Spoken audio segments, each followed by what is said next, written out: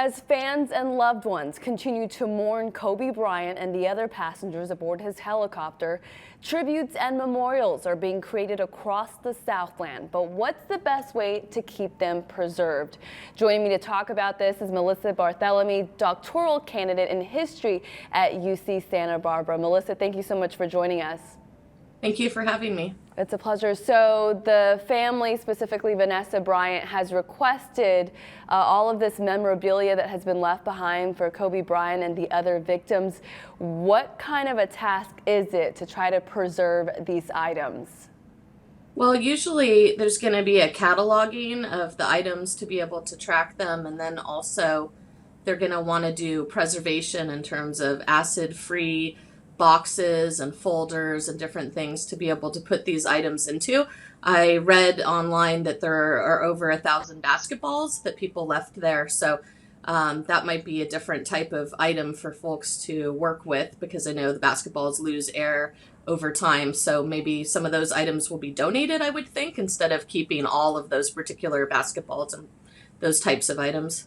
So you're talking about the sort of labor requirement for certain preservations versus others. So the other items, what kind of manpower is it going to take? What kind of resources is it going to take? You know, every community, it varies in terms of who does the labor to collect the items and preserve the items. In this situation, I'm not exactly sure who she has maybe hired. It might be that there's a group that was hired to do it. It might be that local folks from the museum community will just volunteer and want to do this work. Often it's your public libraries, sometimes it's university libraries, different archivists who help out when these types of tragedies happen and when these items are left behind. So your broader work is about public memorials as well. Why do you think the family wanted these items? So it varies a lot in terms of whether a particular family wants to keep things or whether they don't and they end up going to a museum, or sadly a lot of times things are thrown away if it's not someone so famous, or if it's not as large of an outpouring. And so with the family, I imagine with it being Kobe Bryant and his daughter and the tremendous fan outpouring and how much fans have meant to him and his family through the years, that might be playing a particular role in their decision to want to keep many of the items. So at these memorials, they're in different places. Some of them are in Newport Beach, where I was at some point. And what you saw a lot of the time is people coming there and just sort of standing there, looking at all the items, reading some of the things. So what do public memorials in general do, not only for the healing of the family and the victims and the victims' families, but also just for the collective healing? I think that they play a really important role for people to be able to hug strangers. A lot of times people really let their guard down in these moments to be able to interact with other people who share a love for a person or a love of a community, and be able to interact with others in this space that we don't so often have in our normal day-to-day.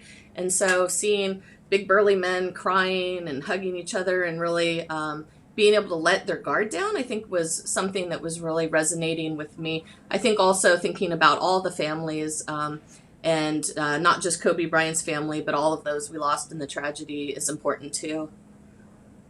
Do you think it's particularly important because of the nature of this tragedy, that it was so sudden? Are public memorials, you think, maybe a little bit more important or necessary when you're talking about something so sudden? Yeah, usually these large public spontaneous memorials are created when it's a traumatic, sudden, unexpected death.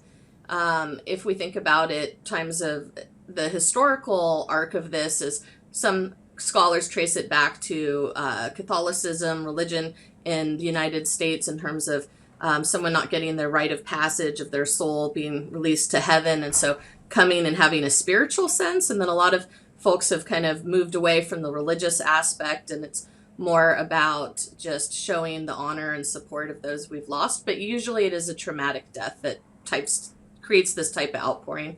Yeah, it has been absolutely fascinating and just touching to watch. Melissa, thank you so much for your insight.